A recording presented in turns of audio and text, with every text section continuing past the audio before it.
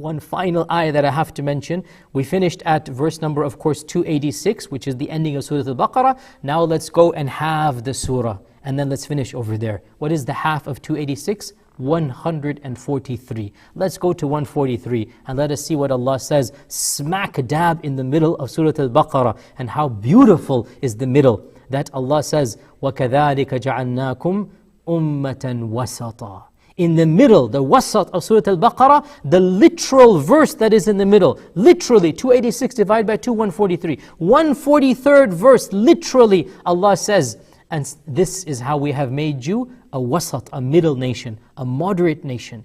We said yesterday and today, Surah Al-Baqarah is about building the civilization of Islam. It's about telling the Ummah what it is in its own and how it is vis-a-vis other civilizations. So it's not a surprise that the very middle of Surah Al-Baqarah, Allah is saying, you are the moderate, the best, the excellent nation. We have made you the ummatan wasata. In the wasat of Baqarah, Allah says you are the ummah that is wasat. Why? لِتَكُونُوا شُهَدَاءَ عَلَى النَّاسِ. So that you may be witnesses to all of mankind, and so that the messenger may be a witness unto you. So we conclude by reminding ourselves, dear Muslims, Allah has made us an ummatan wasata.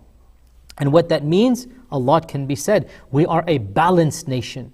We are in between the two extremes, whatever the two extremes are, we are in between. The two extremes of literalism versus spirituality. The two extremes of being too engrossed in the law versus too engrossed in the spirit of the law. The two extremes between emphasizing only theology versus emphasizing only law. The two extremes between any of their civilizations you find. We always find the Muslim Ummah is between the two. We want this world and we want the next world as well. رَبَّنَا آتِنَا فِي الدُّنْيَا حَسَنَةً وَفِي الْآخِرَةِ حَسَنَةً. We are the ummatan wasata. We are also an exemplary nation. Another meaning of wasat, the most excellent nation. We are the nation that all other nations should look up to. And that's why Allah says, لِتَكُونُوا شُهَدَاءَ عَلَى النَّاسِ. So that you may bear testimony, so that you may be a witness unto mankind.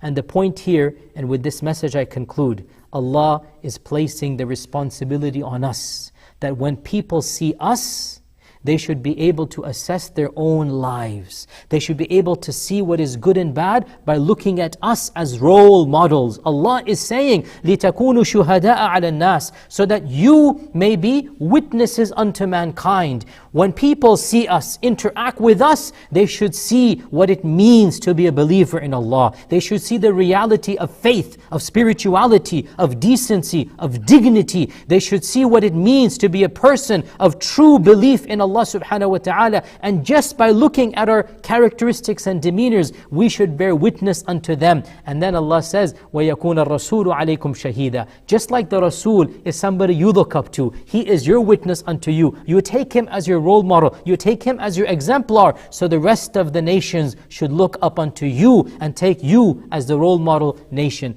That is our position that Allah has carved out for us.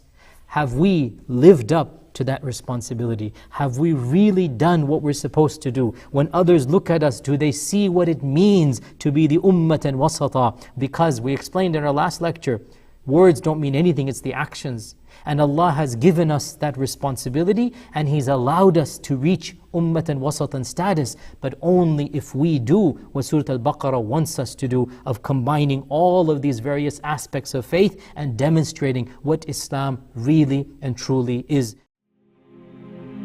فيا ذلي ويا خجلي إذا ما قال لي ربي أما استحييته تعصيني ولا تخشى من العتب وتخفي الذنب عن خلقي وتأبى في الهوى قربي فتب مما جنيت عسى تعود إلى رضا الرب تعود إلى رضا الرب